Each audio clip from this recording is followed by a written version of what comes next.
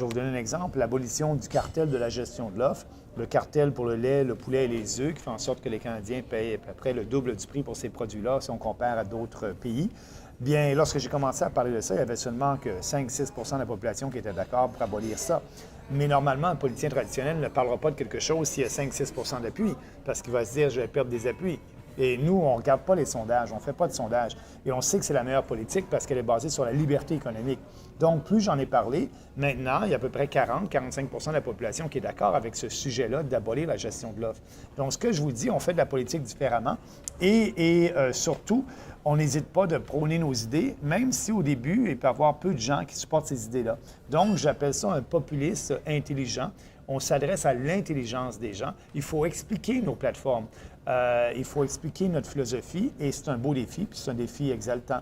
Donc, beaucoup de gens disent bien, Monsieur Bernier, vous faites de la politique un peu comme Trump ou comme les autres. Moi, je suis un Canadien, puis je fais de la politique pour défendre les valeurs canadiennes et ma vision de la société en tant que Canadien. S'il y a des ressemblances avec M. Trump, bien, je ne sais pas si les gens le diront, le feront. Je pense que le fait, la ressemblance peut-être la plus claire, c'est que le fait, pour moi, il n'y a pas de sujet tabou. Toutes les discussions doivent être bonnes dans une démocratie.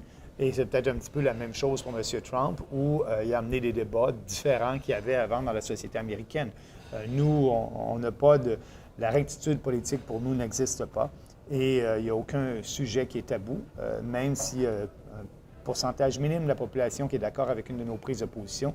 Notre défi, c'est de l'expliquer parce qu'on croit qu'on a les meilleures idées et basées sur les valeurs de la société occidentale, liberté, responsabilité, respect et équité. Il faut les expliquer. Et donc, c'est ça le défi.